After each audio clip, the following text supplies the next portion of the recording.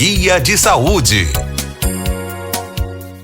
Volta aqui com mais um Guia de Saúde nas nossas terças-feiras, horário marcado, viu, gente? 15h30 a gente começa toda terça-feira no ar. Hoje recebendo Dr. Fábio Ribas, quem fala aqui com vocês, doutora Vanessa Leal, que está conduzindo esse programa a convite do meu querido Luiz Barbosa.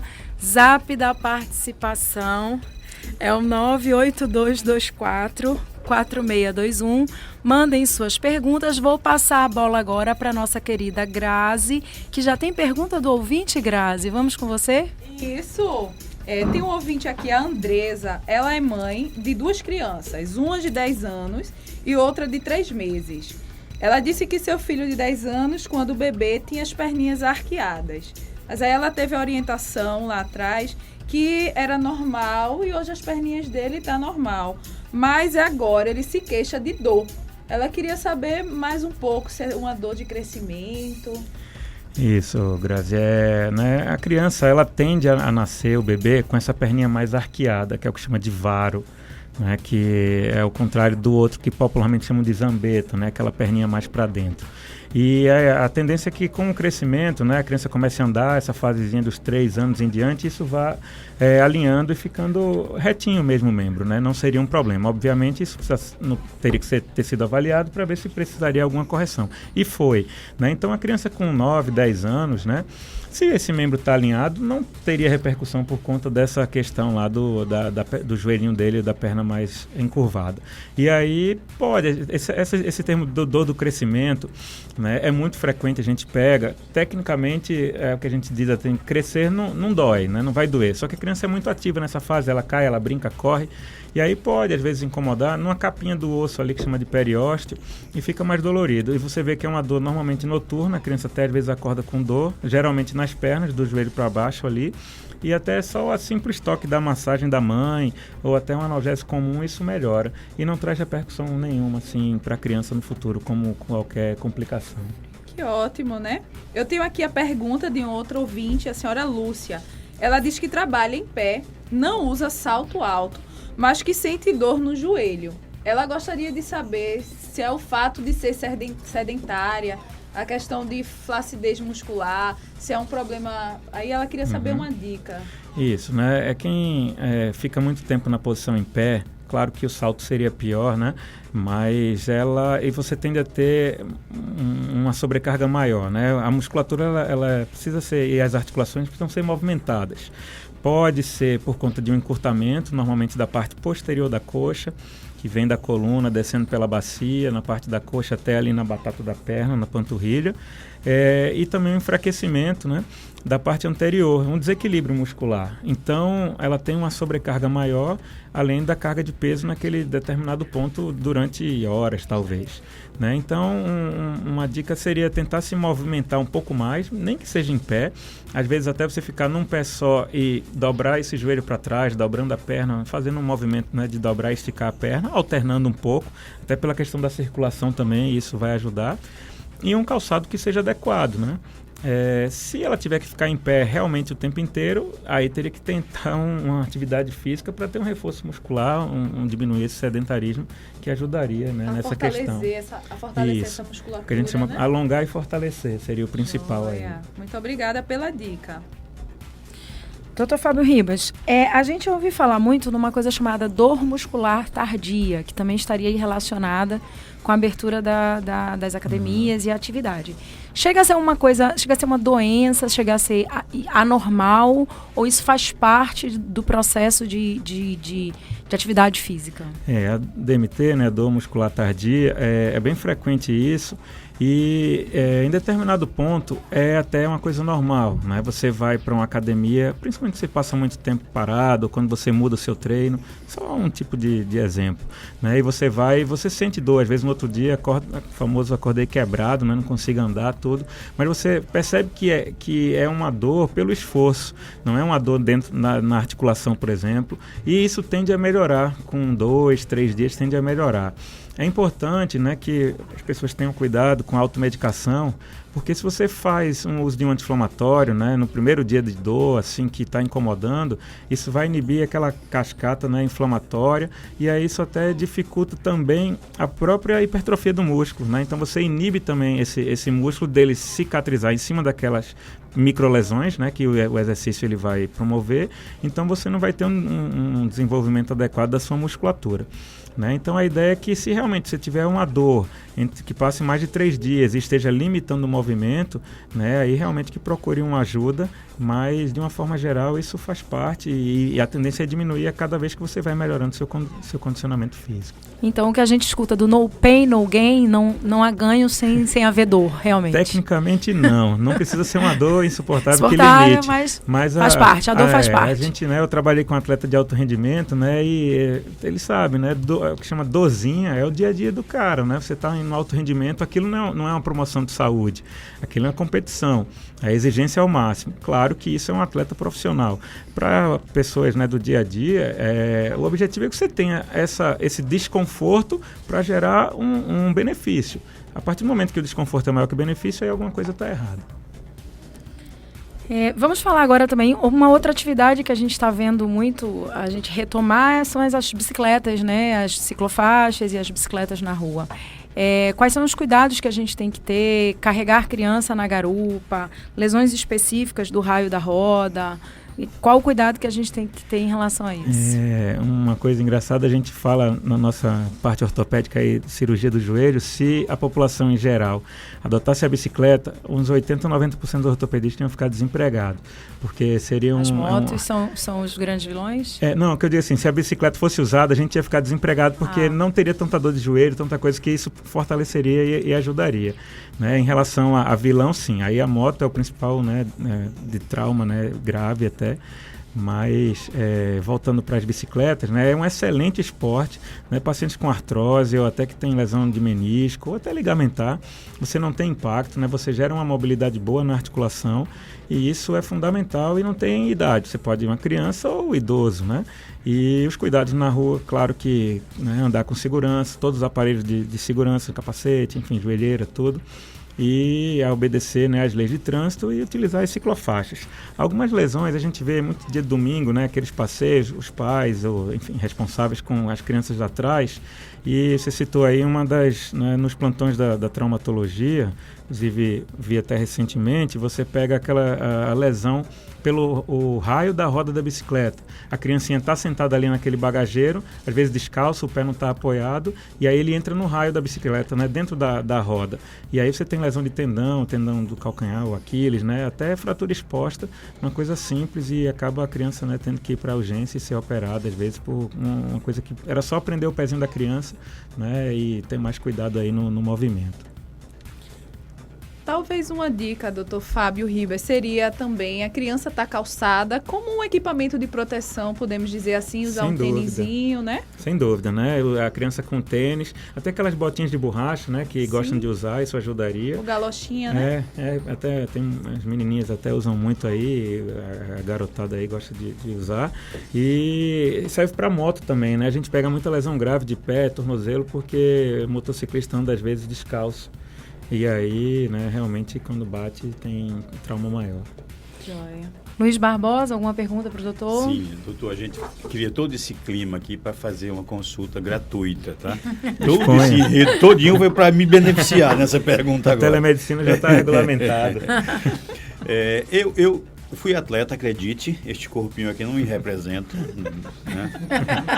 Joguei com essa altura que eu joguei vôlei, fui um bom jogador de vôlei lá em Serra Talhada e em Manaus. Muito bem. E joguei futebol muito bem, melhor ainda em Serra Talhada e mais ainda lá em Manaus. Eu, obviamente, casei, aí fui para outro canto, engordei muito e quando eu vim embora, a sua primeira... seu primeiro diagnóstico, parecia que eu estava voltando de uma pandemia. Fui exatamente com aquele corpão bem mais velho, de querer ser o zagueirão que eu sempre fui, que eu sempre tive muita impulsão. E sofri uma lesão no joelho direito. Lesão esta que, quando eu procurei um profissional, ele disse, tem que operar urgente, corra para Caruaru, eu estava em Serra Talhada à época, e vai ter que operar, e fez um medo que chegou a dizer que talvez eu não tivesse mais a flexibilidade na perna e tal. O meu medo não me fez ir a Caruaru, coisíssima nenhuma. Certo. Mas eu não consegui esticar a perna, de fato. Eu Uhum. tinha que ir lá, um processo, era dura, o joelho aqui e tal. Travado, né? E o que é que me trouxe? O senhor falou que se a maioria das pessoas passasse a usar a bicicleta, muitos ficariam desempregados, Sem não trabalho. só na sua área, né? E muito mais, Vanessa também não teria muitos clientes e tal, porque ajudaria muito. Coincidência ou não, eu vim para morar em Recife e comecei a andar de bicicleta. Meu filho tem uma bicicletinha velha, mas nem tinha essa noção. Resumindo, 8 anos depois, eu não tenho nenhum problema. O máximo que dá é um estalo de vez em quando eu mexo pro lado, teco, mas eu acho que já até teve. Sim. Né? O que é que pode ter acontecido? Né? Isso precisa ser... A gente pode fazer uma avaliação depois. Olha, já viu que eu comecei no Aqui- Já ganhou a gratuito. consulta, ganhou o que queria. Aí, não tem problema nenhum. Estou aqui. E o que eu imagino, né? Tirando a parte de fratura, né? Se você teve, por exemplo, uma lesão de ligamento cruzado, qual é o problema disso? Não é que seja uma urgência, né, de operar no mesmo dia, mas que precisa ser programado. As lesões do ligamento cruzado, que é tão frequente no futebol, que a gente vê muito, 100% delas vão gerar artrose, né, no futuro, aí com 5, 10, 20, 30 anos, não dá para dizer. Certo. Porque você perde essa estabilidade do joelho e a sua cartilagem vai começar a bater uma na outra e aí você gera uma lesão, né? Isso já é fato, né, e uma ruptura completa, a lesão é realmente cirúrgica, não há outra forma de tratamento. Em se tratando de estalos, como você falou, o estalido é normal também. Estalido, que eu Ou chamo. estalo, é porque a gente usa tecnicamente seria estalido, mas pode falar estalo, não é errado, né? Esse estalo, você tem o contato normalmente de uma articulação com a outra e tem um deslocamento de ar, como a gente desloca os dedos, desculpa, como a gente estala os dedos, né? Você puxa, ele faz aquele barulhinho. Crackzinho. Se você tentar de novo, né, no mesmo momento, ele não vai fazer, porque o ar já saiu dali, aquela articulação. Isso aí. Né? O problema é quando isso vira uma mania. Você vê, às vezes, o pessoal tá o dia inteiro, né? Treca, esse pescoço aí vai, isso aí vira uma coisa aí, já foge da Tem um ortopedia. primo meu que a minha tia chamava ele de Raul Estraladeira. Estraladeira. Né? Era estraladeira. viu? Isso. Né? E aí não seria um problema. Né? A bicicleta, como você falou, né, ela é uma atividade aeróbica, né, perfeita, você não tem impacto ali na articulação, você trabalha bem os membros inferiores, num posicionamento correto, né, do selinho com o guidão ali, a sua coluna também vai estar estável, então pode usar, não vai, mesmo que você tenha essa lesão, né, de ligamento ou que seja, isso pode utilizar.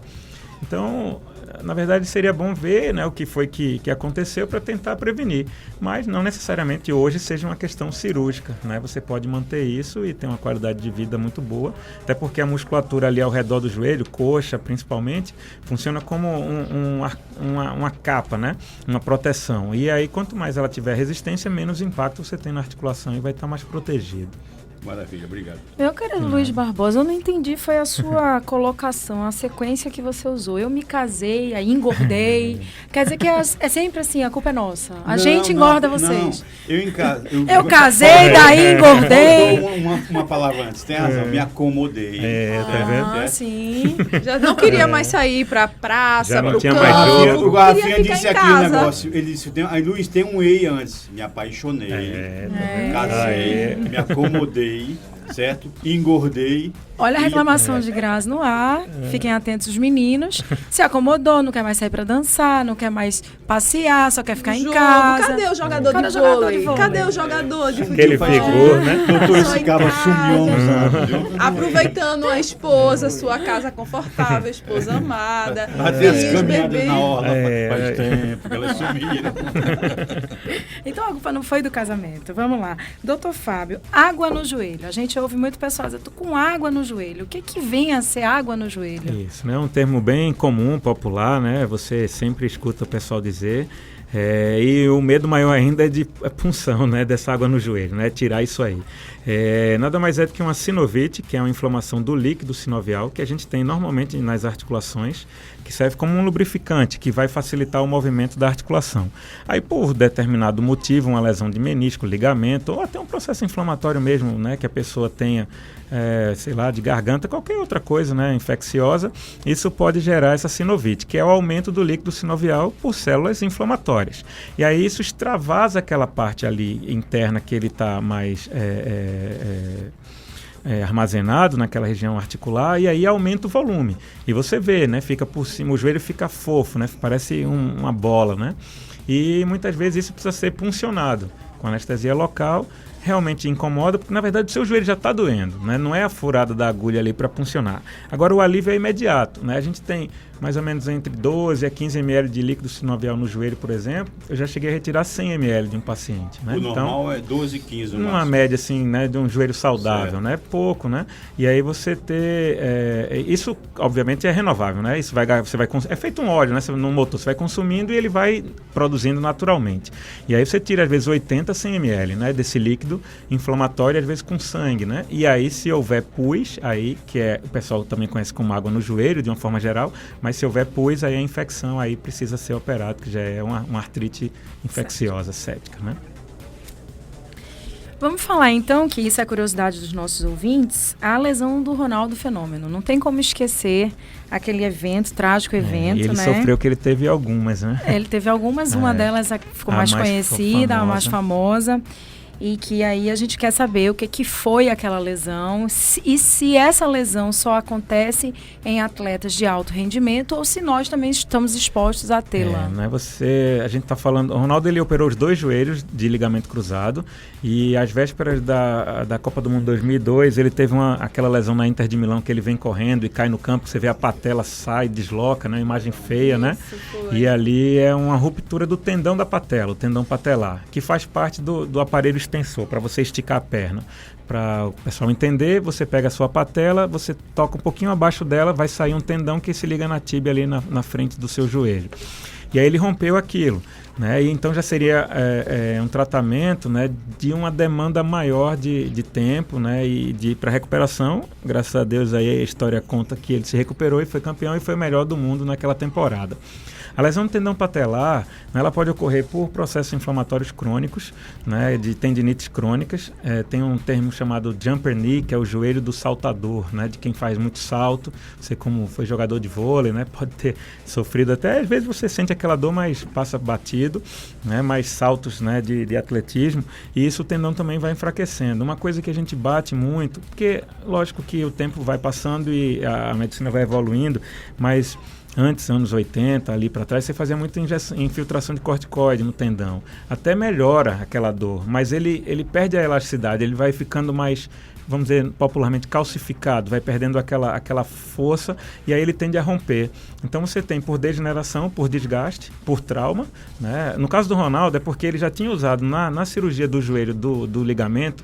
Uma das opções é usar o tendão patelar, um pedaço dele, um enxerto. Então ele já tinha um tendão que já era mais sofrido, mais frágil, né? E aí ele rompeu esse tendão. Mas a gente pega às vezes, né, o paciente está correndo ou subindo escada, e aí uma tração maior. Existem algumas alterações também na cartilagenzinha do crescimento que pode favorecer na tíbia, ter um tendão mais esgaçado, né? E isso acaba rompendo e na ruptura mesmo o tratamento é cirúrgico. Em relação a tentar evitar, é o trabalho todo da musculatura, né, da parte de musculação, isso vai ajudar, e evitar essas infiltrações aí de corticoide que podem piorar. Bom, doutor Fábio, alguma pergunta, Luiz, para o doutor Fábio? Grazi Já tomou 2 de minhas perguntas. Fique à vontade. Eu gostaria de saber também sobre o paciente idoso, que se queixa muito de dor nas costas, uma doença que eu não sei nem se esse é o termo certo, chamado bico de papagaio. Como evitar ou como conviver, né? Isso, né? O idoso, né, ele tem essas lesões por degeneração. Degeneração é igual a desgaste, não tem nada a ver com doença maligna, né? E aí o bico de papagaio nada mais é do que o envelhecimento daquela vértebra, o nomezinho técnico que a gente usa chama de osteófito, é um desgaste daquela vértebra, e aí ele vai formando como se fosse um bico da ave mesmo, né? E aquilo comprime, é como se fosse numa estrada que era lisinha, agora tem uma lombada ou alguns sonorizadores, então você passa ali, aquilo treme e bate. Então ali na coluna você tem a parte do nervo, da musculatura batendo numa área que era lisa e agora tem uns pontos mais, né, mais pontiagudos. E isso incomoda. Não há como evitar, assim, a partir do momento que ele aparece, ele não vai sumir, né? Agora, isso incomoda mais na fase aguda inicial, quando isso está crescendo. Depois isso estabiliza. O objetivo do idoso é movimentar-se o máximo que ele puder. Né? Não existe mais aquela história do idoso sentadinho na cadeira de balanço para ser saudável. Né? Uma coisa que a gente vê, e também não precisa ser só de atividades sem impacto, como hidroginástica, aquelas coisas. Claro, é uma atividade social, eles gostam, tudo, mas hoje a musculação é essencial para o idoso também. Uma aula de dança também? Né? Tem dança, né? E zumba, tudo aí. Né? A parte social é importante nisso aí também. Tanto né? mental quanto física. Exato, então, né? Ele tem aquela hidroginástica, poxa, às vezes as senhoras que não tem tanto contato, né, em casa uma hora só, aí junta 4, 5, né, já é uma atividade ali de social, né, para a cabeça muito boa e acaba o corpo respondendo.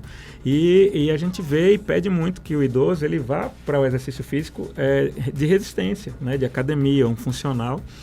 Claro que o peso aí é de cada um, mas o objetivo é que ele faça força, né, para que isso ele diminua essas perdas, tanto de massa muscular como da parte óssea, né, diminuindo a osteoporose, enfim, os problemas aí da qualidade óssea. Uma pena, vamos chegando ao final do nosso programa. Tudo que é bom passa rápido. Eu queria aqui que você fizesse suas considerações finais, deixasse seu telefone de contato, rede social, endereço do consultório. É um prazer, né, participar, estou à disposição sempre, né, a mensagem é que a gente está no meio de uma pandemia, realmente a situação é muito difícil, mas que possa ser gradativamente, com todos os cuidados, né, você retorne às suas atividades de antes. Isso serve independente da idade. E aí é pesar, né, até que ponto, claro, aquele idoso, né, que vai se expor num ambiente externo, tem um pouquinho mais de cuidado, mas hoje a gente tem muito acesso pela internet, né, e com a parte de teleatendimento para fazer isso em casa e com segurança. Né? Quem tiver interesse ou quiser saber um pouquinho mais, né, tem um Instagram que a gente usa bastante lá, que é com o meu nome mesmo, DR, né, do Dr. Fábio Ribas, e tem um telefone de contato, 81 daqui de Recife, o 99286-7691. Eu atendo aqui tanto em Boa Viagem como na Ilha do Leite, né? Precisando, a gente está à disposição também. Em Boa Viagem, em Ilha do Leite, se quiser passar seu endereço, nome do consultório, certo, ou em que hospital está situado, em que localização? No Shopping Recife, eu tenho a parte de ortopedia com outros colegas, dentro do Medical Center do Shopping Recife, inclusive a minha doutora Vanessa também faz parte do nosso grupo lá, e na Ilha do Leite, no Empresarial Albert Einstein, né, que fica ali naquela região do Polo Médico lá também. Né, esse telefone serve, né, o contato é o mesmo, e a gente eu faço parte da Rede DOR, né, dos hospitais aqui de Recife. Tem um vínculo também no estado, que é no Hospital da Restauração, mas aí é mais voltado para a parte cirúrgica, né, não tem um atendimento. E faço parte do grupo do SOS Mão e Ortopedia. Enfim, tem muita coisa aí para a gente trabalhar. Tá trabalhando um bocado. Não para não, graças a Deus, mas sou muito feliz e realizado aí com o que eu faço. O bom, viu, Luiz, é que além de trabalhar muito e muito bem, quem sabe viver é ele, viu? Ele qualquer hora vai convidar a gente da rádio para ir lá para casa dele do Paiva. Pense que é um homem que sabe viver. Mas é o famoso... Eu troco a minha consulta pelo Paiva. Tá vendo? Eu quero Paiva. Você não é difícil não, você é facinho. Você é facinho. Que menino fácil. Treine duro e jogue duro, né? Jogue então duro, a gente vai. Perfeito. Então, repetindo aí, Dr. Fábio Ribas, nas redes sociais DR de Dr. Fábio Ribas. Se vocês quiserem, vocês que estão nos ouvindo do outro lado do rádio, matar a curiosidade e ver esse rostinho lindo, vocês acessem a rede social do doutor, na minha também, DRA de doutora Vanessa Leal. E sigam-nos também nas nossas redes sociais, tafeito.pe. Vai rolar umas fotinhas dessa entrevista por lá, vocês vão poder conhecer a gente, além de nos ouvir e nos conhecer. Agradeço demais a audiência. Lembro a vocês que temos um encontro marcado na próxima terça-feira, às 15h30, recebendo uma endocrinologista, a doutora Carolina Medeiros, que vai vir falar sobre obesidade e vários assuntos interessantes. Passo a bola aqui pro chefe, né, o The Boss. E vamos Big Boss. Vai com o Olha, Luiz. Você Vai com o não Luiz. entenda mal, The Boss é chefe velho, tá? É isso que eu quis dizer. Garrafa, aquela nossa chamada do intervalo tá pronta? Então manda ver. Você está ouvindo Tá Feito com Luiz Barbosa. Nova FM.